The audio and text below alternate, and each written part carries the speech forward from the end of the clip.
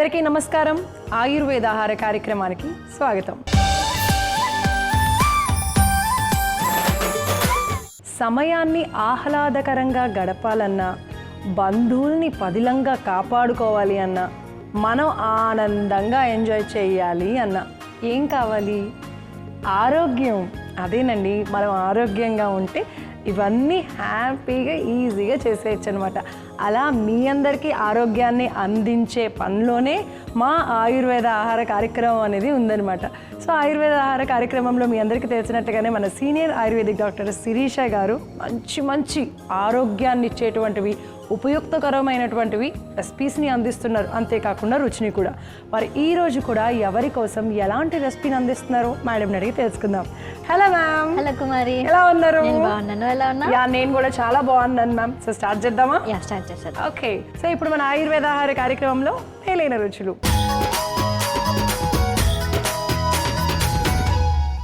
మేలైన రుచుల్లో ఎవరికి మేలు చేసేటువంటి రెసిపీని అందించబోతున్నారు? సో మనకి కఫానికి సంబంధించినటువంటి రోగాలు రాకుండా చెక్ పెడుతూ అలానే మనకి రోగనిరోధక శక్తిని పెంచేటువంటి ఒక మంచి రెసిపీని తయారు చేసుకోబోతున్నాం. ఓ, ఏంటది? సో అదే చిక్కుడుకాయ ఆవిరి కుడుములు.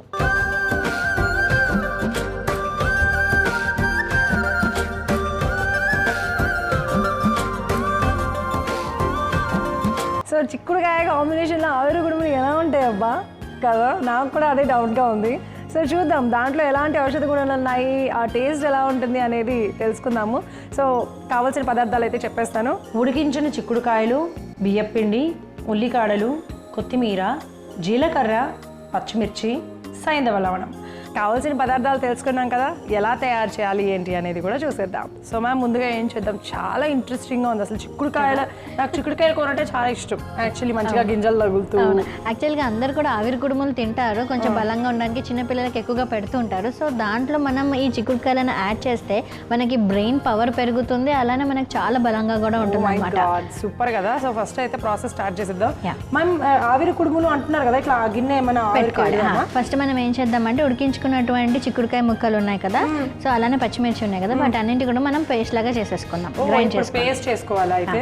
సరే అయితే సో మనం ఒక జార్ తీసేసుకొని దాన్ని మిక్సీ జార్లో ఒక కప్పు ఆల్రెడీ ఉడకపెట్టుకున్న, సో చూసారు కదా ఆల్రెడీ ఉడకపెట్టుకున్న చిక్కుడుకాయల్ని ఇప్పుడు మనము మిక్సీ జార్లోకి వేసుకుంటున్నాం అనమాట.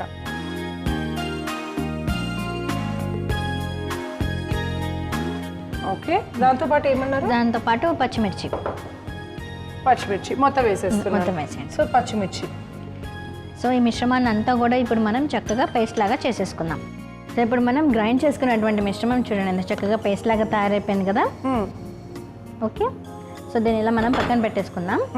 సో ఇప్పుడు ఏం చేద్దామంటే ఆవిరి కుడుము అన్నాం కాబట్టి సో మనం స్టవ్ వెలిగించేసుకొని మనం వేడి చేసేసుకుందాం. ఓకే.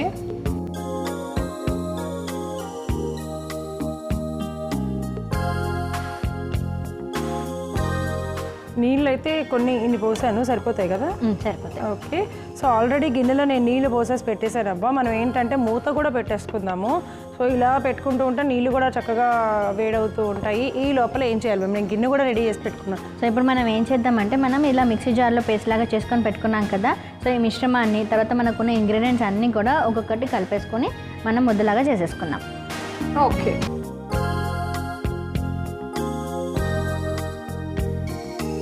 ఓకే.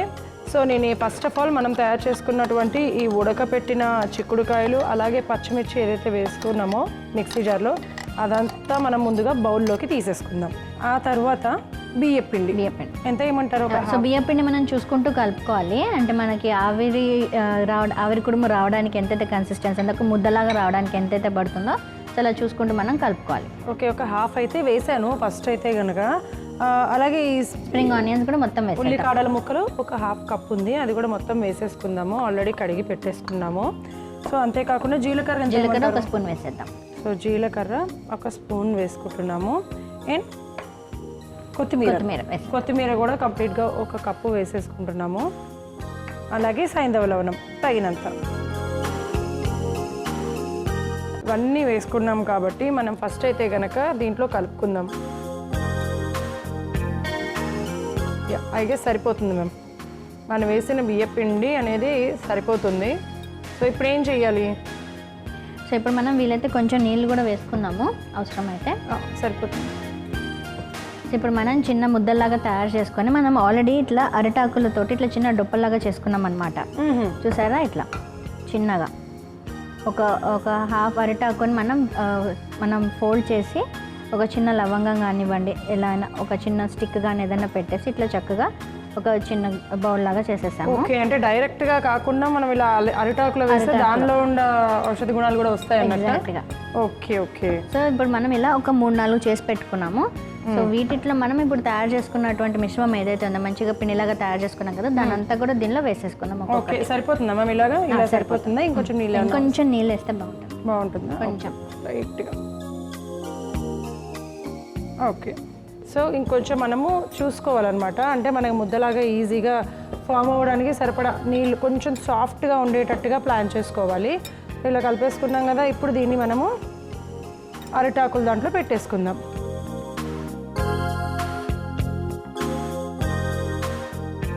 ఇది ఓపెన్ చేస్తారా మనకి? ఇప్పుడు మనం నీళ్ళు కూడా మంచిగా మసులుతున్నాయి. సో అంటే ఇప్పుడు ఒక ముద్దలాగా చేసి దీంట్లో పెట్టమంటారా? ఇంత సరిపోతుందా?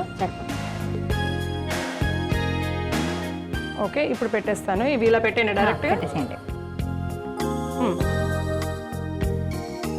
మనం వీటికి తగ్గట్టుగా అంటే ఏంటంటే క్లోజ్ చేయక్కర్లేదు, ఇలాగ తయారు చేసేసుకొని వీలుగా ఇలా సన్నగా పొడుగ్గా తయారు చేసుకొని ఇందులో పెట్టేసుకోవాలన్నమాట. అలాగా అన్నీ పెట్టేసుకుందాం.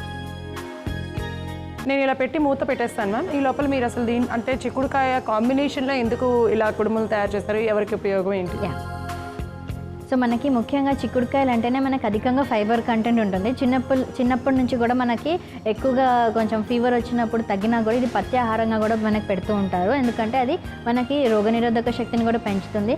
అలానే ముఖ్యంగా ఎప్పుడు మనం ఈ కాంబినేషన్ ఎందుకు వాడుతున్నామంటే మనకి కఫానికి సంబంధించిన వ్యాధులు ఏవైనా రాకుండా ఉండడానికి, ఒకవేళ వచ్చినట్లయితే తొందరగా తగ్గుముఖం పట్టడానికి ఇది చాలా ఉపయుక్తంగా ఉంటుందన్నమాట.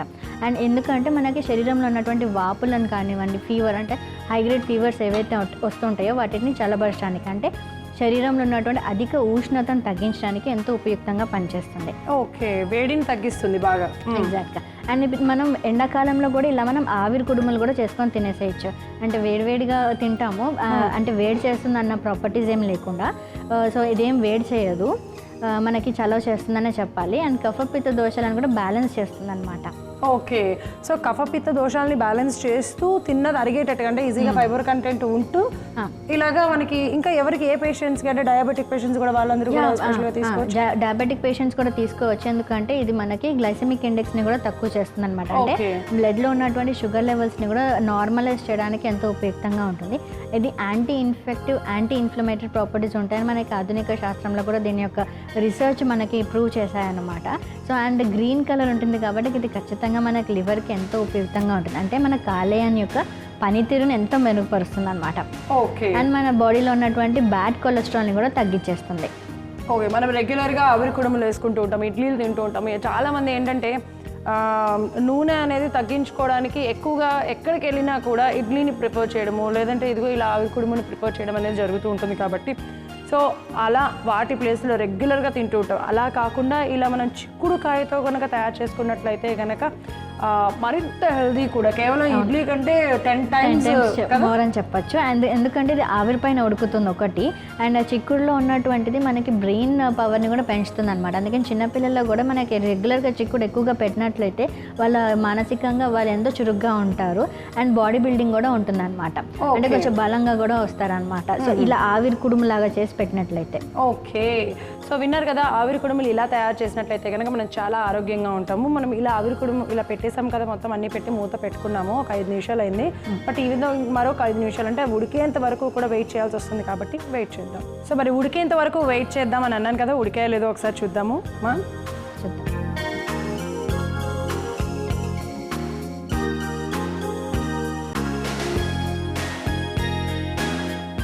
గట్టి పడ్డాయి, ఉడికిపోయినాయి కదా. మనం స్టవ్ ఆఫ్ చేద్దాము. స్టవ్ ఆఫ్ చేసేసి మనం ఒక్కొక్కటి తీసేసుకున్నాం. ఓకే, అసలు ఎంత బాగుంటుందో ఇలా అరిటాకులో తింటూ ఉంటే.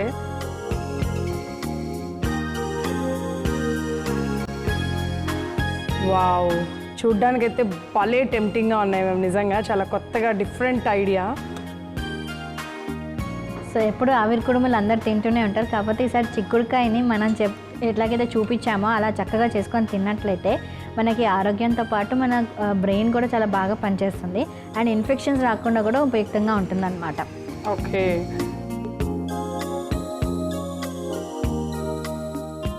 సో చిన్నపిల్లలు కూడా ఇలా చూస్తే ఏంటంటే వాళ్ళు కూడా ఇంట్రెస్ట్గా తింటారు. అవును.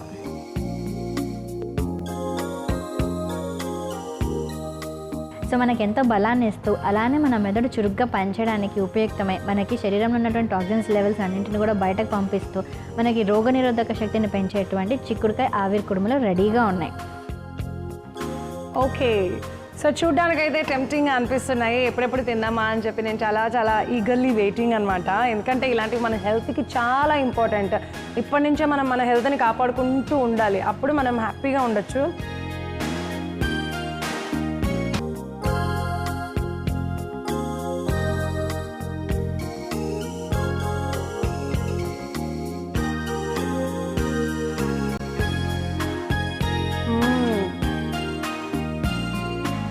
ఎంత బాగుందో తెలుసా, వేడి వేడిగా. దీంట్లో ఆ చిక్కుడుకాయ ఫ్లేవర్ అనేది ఆబ్వియస్గా మనం పేస్ట్ చేసాం కాబట్టి అధికంగా ఉంటుంది. కారం కారంగా చిక్కుడుకాయ ఫ్లేవర్ తెలుస్తూ మధ్య మధ్యలో మనం వేసిన ఆ ఉల్లికాడల ముక్కలు ఉన్నాయి కదా, అవి క్రంచీగా తగులుతూ టేస్ట్ అయితే ఓ రేంజ్లో ఉంది. తప్పకుండా తినాల్సినటువంటి రెసిపీ అనమాట. సో మరి ఇంత ఆరోగ్యాన్ని మనందరికీ అందించే చిక్కుడుకాయ ఆవిరి కుడుములు తయారు చేసుకోవడానికి కావాల్సిన పదార్థాలు, తయారు చేసే విధానం మరొక్కసారి మీకోసం. చిక్కుడుకాయ ఆవిరి కుడుములు తయారు చేసుకోవడానికి కావాల్సిన పదార్థాలు: ఉడికించిన చిక్కుడుకాయలు, బియ్యపిండి, ఉల్లికాడలు, కొత్తిమీర, జీలకర్ర, పచ్చిమిర్చి, సైంధవ లవణం. చిక్కుడుకాయ ఆవిరి కుడుములు తయారు చేసుకునే విధానం: ముందుగా ఒక మిక్సీ జార్ తీసుకొని అందులో 1 కప్పు ఉడికించిన చిక్కుడుకాయలు, పచ్చిమిర్చి వేసి మెత్తగా గ్రైండ్ చేసి పక్కన పెట్టుకోవాలి. ఆ తర్వాత స్టవ్ వెలిగించి ఆవిరి గిన్నె పెట్టుకొని వేడి చేసుకోవాలి.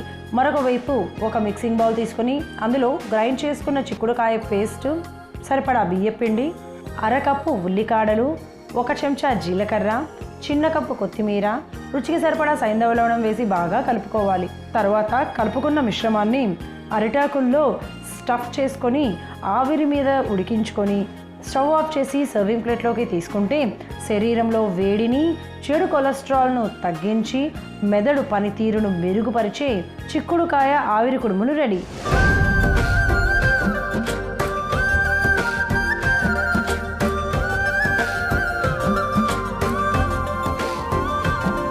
సో ఇప్పుడు మన ఆయుర్వేద ఆహార కార్యక్రమంలో ఆయుర్వేద చిట్కా.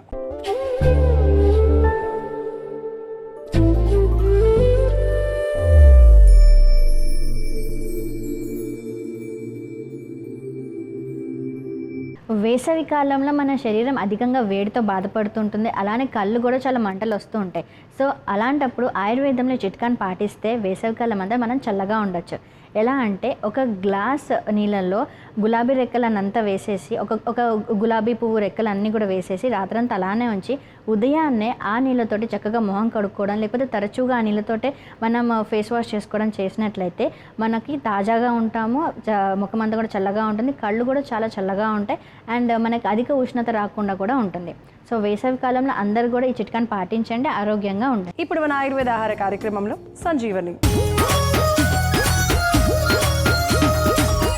సో సంజీవినిలో ఎవరికి సంజీవిని లాంటి ఔషధాన్ని అందిస్తున్నారు? కడుపులో నులి పురుగుల సమస్యను తగ్గిస్తూ స్టమక్ ఇన్ఫెక్షన్స్ రాకుండా ఉండడానికి ఒక మంచి సంజీవిని లాంటి ఔషధాన్ని మనం తయారు చేసుకోబోతున్నాం.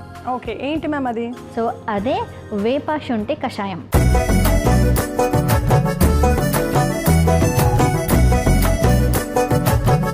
ముందుగా కావాల్సిన ఇంగ్రీడియంట్స్ ఏంటో చూసేద్దాం. వేప శుంఠి కషాయం తయారు చేసుకోవడానికి కావాల్సిన పదార్థాలు: కరివేపాకు, మిరియాలు, వేపాకు, శుంఠి, జీలకర్ర, వాము, జాజికాయ పొడి.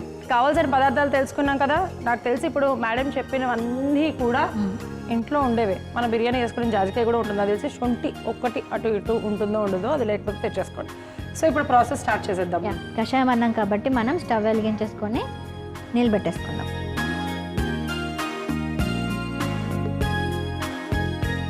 అసలు నాకు తెలిసి ఈ ఔషధం ఇప్పుడు మనం ఏదైతే సంజీవిని లాంటి ఔషధం తయారు చేస్తున్నామో ఇది మీరు అన్నట్టుగా ఒకళ్ళు ఇద్దరికి కాదు అందరికీ కూడా కావాల్సి వస్తుందేమో. ఆల్మోస్ట్ ఈ రోజుల్లో ప్రతి ఒక్కళ్ళు కూడా ఫేస్ చేస్తున్నటువంటి ప్రాబ్లం. మేము మేడం ఎన్ని చెప్పినా కూడా కడుపులో అజీర్ణం సరిగ్గా అవ్వని వాళ్ళకి, అంటే జీర్ణం సరిగ్గా అవ్వని వాళ్ళకి చెప్తున్నాం. ఎందుకు అంటే అదొక్క ప్రాబ్లం ఉంటే రకరకాల సమస్యలన్నీ కూడా వచ్చేస్తూ ఉంటాయి అన్నమాట. ఇవి కూడా ఒక కారణం, నులిపురుగులు కూడా. సో దానికి ఔషధం తయారు చేస్తాం. జాగ్రత్తగా చూడండి, ఎంత తీసుకోవాలి, ఎన్ని రోజులు తీసుకోవాలనేది కూడా వినండి. సో మ్యామ్ ఇంగ్రీడియంట్స్ వేసేసుకుందామా? ఇప్పుడు మనం ఏం చేద్దామంటే ఒక రెమ్మ వేపాకులను తీసుకున్నాం కదా, ఎప్పుడైనా కానీ మనము అప్పటికప్పుడు తుంచిన వేపాకులను మాత్రమే యూజ్ చేసుకోవాలి. ఓకే. సో వేపాకులు కూడా ఏంటంటే మనము డైరెక్ట్గా చెట్టు నుంచి అలా తీసేసుకుని ఇమీడియట్గా కడిగి పెట్టుకోవాలి. ఒక కప్పు వేసేనా? ఒక కప్పు వేపాకులు. అలానే కరివేపాకు కూడా ఒక కప్పు, ఒక కంప్లీట్ కప్పు కరివేపాకు. శుంఠి ఒకటి పెద్దది, శుంఠి. ఇది ఒక జీలకర్ర 1 టీ స్పూన్. 1 స్పూన్ ఉంది కదా వేసేనా? సో 1 స్పూన్ జీలకర్ర. మిరియాలు 1 స్పూన్. మిరియాలు 1 స్పూన్. వాము 1 స్పూన్. 1 స్పూన్ వాము. సందలోనం ఒక చిటికెడు సరిపోతుంది. ఓకే.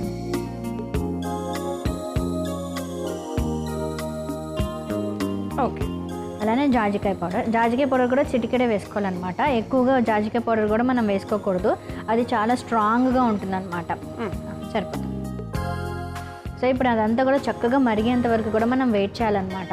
ఎందుకంటే ఎంతవరకు మరిగితే మనకి దాని యొక్క ఔషధ గుణాలు అన్నీ కూడా మనకు చక్కగా కషాయంలోకి వచ్చేస్తాయి. అండ్ ఇది ముఖ్యంగా మనం ఏదైతే చెప్పామో నులి పురుగులు అన్నాను చూసారా, ఇది చిన్నపిల్లలు ఆల్మోస్ట్ 6 months ఏజ్ నుంచి కూడా మనకి కడుపులో ఫార్మేషన్ అవ్వడానికి ఛాన్సెస్ ఉంటాయి అన్నమాట. అండ్ ముఖ్యంగా దానికి రీజన్ ఏంటంటే అన్హైజీనిక్ కండిషన్స్ అంటారు కదా, అంటే అపరిశుభ్రమైన వాతావరణంలో మనం ఆహారం తీసుకోవడం కానివ్వండి, తీసుకున్న ఆహారం తర్వాత సరిగా చేతులు కడుక్కోకపోవడం, పరిశుభ్రత మెయింటైన్ చేయకపోవడం వల్ల మనకు అట్లాంటి ఇన్ఫెక్షన్స్ వస్తూ ఉంటాయి అన్నమాట. అండ్ ఆ చిన్న నులి పురుగులే కదా, కొన్ని రోజులైతే అవే మోషన్లో వెళ్ళిపోతాయని చాలామంది దానిని ఏమంటారు లైట్ తీసుకుంటారు, అంత నిర్లక్ష్యం చేయడం వల్ల ఏమవుతుందంటే అవి పారాసైట్స్ లాగా కూడా తయారవుతాయి అన్నమాట. దాని సంఖ్య కూడా పెరుగుతుంది అండ్ దాని ద్వారా ఏమవుతుందంటే రక్తహీనత కూడా డెవలప్ అవుతుంది. సో రక్తహీనతతో ఏమవుతుందంటే మళ్ళీ దానికి అడిషనల్గా అంటే ఉన్న రోగం కాకుండా వేరే అడిషనల్ ఇన్ఫెక్షన్స్ని కూడా మనం అట్రాక్ట్ చేస్తాము. ఓకే. సో ఇప్పుడు మనం తయారు చేసుకున్నటువంటి ఇది ఒక రోజే తీసుకోవాలా, 10 రోజులకు ఒకసారి తీసుకోవాలా, లేకపోతే ఎన్ని రోజులు తీసుకోవాలి? సో ఒకవేళ మనం ఐడెంటిఫై చేసాము చిన్నపిల్లల నులి పురుగులు ఉన్నాయి కడుపులో, తీసుకున్న ఆహారం సరిగ్గా జీర్ణం అవ్వట్లేదు, లేకపోతే ఆహారం అసలు తీసుకోవట్లేదు, ఊరికైనా గోళ్ళు కొరుక్కుంటూ ఉన్నారు. సో ఇలాంటి కండిషన్స్ మనం అబ్జర్వ్ చేసినప్పుడు ఇలా కషాయం తయారు చేసి కనీసం ఒక 10 రోజులు ఇచ్చినట్లయితే డ్రాస్టిక్ చేంజ్ ఉంటుందన్నమాట. ఎందుకంటే వాళ్ళకి ఆకలి పుడుతుంది, చక్కగా తీసుకున్న ఆహారం జీర్ణం అవుతుంది, టేస్ట్ బర్డ్స్ కూడా చాలా అంటే మంచిగా స్టిమ్యులేట్ అవుతాయి అన్నమాట. అంటే మనకు తీసుకున్న ఆహారం రుచికరంగా కూడా అవుతుంది. సో ఇలాంటి మనం లక్షణాలన్నీ కూడా మనం గమనిస్తాం. సో అప్పుడు మెరుగైనప్పుడు మనం ఆపేసేయచ్చు. సో మామూలుగా ఇప్పుడు 10 days అంటే మామూలుగా దీన్ని ఒకరోజు తీసుకోవడమే కొంచెం కష్టం కదా, అంటే మనకి వేపాకు కూడా వేసాం కాబట్టి కొంచెం చేదొస్తుంది. అలా కంటిన్యూస్గా 10 days బదులు అట్లీస్ట్ వీక్లో 2 days అలా అన్న తీసుకుంటే డిఫరెన్స్ ఉంటుంది. అంటే మనం ఐడెంటిఫై చేసుకోవాలన్నమాట. అంటే సమస్య తీవ్రతగా ఉన్నప్పుడు మాత్రం కంటిన్యూస్గా ఒక 10 days ఇవ్వాలి. లేదు కొంచెమే కడుపులో నొప్పి ఉన్నది, ఒక్కొక్కసారి తీసుకుంటున్నారు ఆహారం, ఒక్కొక్కసారి తీసుకోవట్లేదు అన్నప్పుడు వారానికి 2-3 సార్లు ఇవ్వచ్చు. ఓకే. ఏదైనా సరే ఇప్పుడు పెద్దవాళ్ళైనా సరే వారానికి ఒకసారి తీసుకోవచ్చు. పెద్దవాళ్ళు అయితే ఖచ్చితంగా కూడా తీసేసుకోవచ్చు. ఇది ఒక డీటాక్సిఫైయింగ్ డ్రింక్ లాగా కూడా మనకు పనిచేస్తుంది. ఓకే. సో ప్రతి ఒక్కరు కూడా వారానికి 1-2 సార్లు తీసుకోవచ్చు. ఎటువంటి సమస్య అన్నది మనకు ఉన్న సమస్యలు ఇంకా నయం అయిపోతాయి అనమాట దీంతో. సో ఇప్పుడు ఇదైతే అయిపోయింది కదా, అయిపోయింది. సో స్టవ్ ఆఫ్ చేసేద్దాము. బాగా మరిగింది, నాకు మంచి ఫ్లేవర్ కూడా వస్తుంది కదా. సో మనకి జలుబు దగ్గు కూడా దీంతో తగ్గిపోతుంది అనమాట. ఎందుకంటే దీనిలో మనం వాము వేసాం కదా, వాము మిరియాలు వేసాం కదా. సో ఈ కాంబినేషన్ అనేటువంటిది మన కఫానికి సంబంధించిన రోగాలను కూడా తగ్గిస్తుంది. ఓకే. సో నేను ఆల్రెడీ రెడీ చేసి పెట్టేశాను, ఇదిగోండి.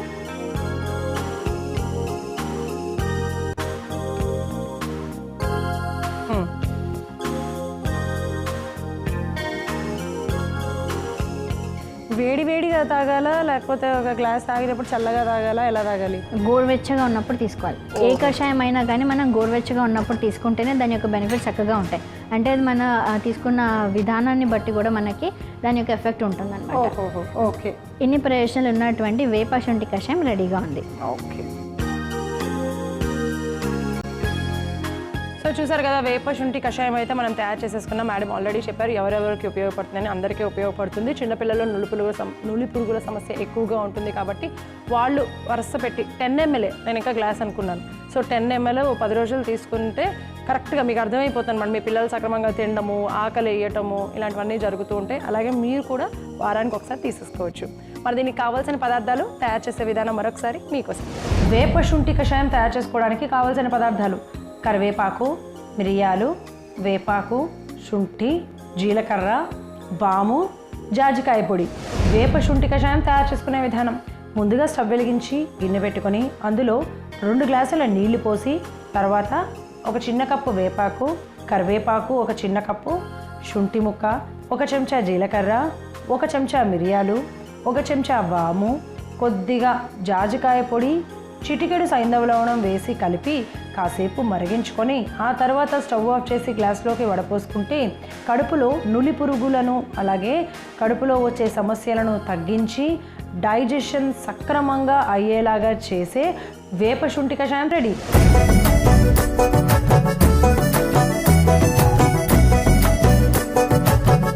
Thank you very much ma'am, మంచి రెసిపీని అలాగే ఔషధాన్ని మాకు అందించినందుకు. సో ముఖ్యంగా ఇప్పుడు మనం తయారు చేసిన రెసిపీ అలానే ఈ ఔషధం చిన్నపిల్లలకు చాలా ఉపయోగపడుతుంది. వాళ్ళు బలహీనంగా ఉన్నప్పుడు బలంగా మనం చేసుకున్న మెలైన రుచులు ఉపయోగపడతాయి.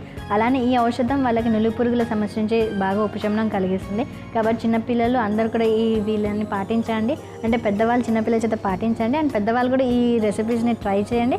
ఆరోగ్యంగా బలంగా ఉండండి. ఎస్, మీరు అలా ఆరోగ్యంగా ఉంటే మేము ఆనందంగా ఉంటాం. సో వచ్చే ఎపిసోడ్లో మరిన్ని ఆరోగ్యకరమైన రుచికరమైన రెసిపీస్తో మేము మీ ముందు ఉంటాం. అంతవరకు చూస్తూనే ఉండండి ఈటీవీ అభిరుచి. నమస్తే.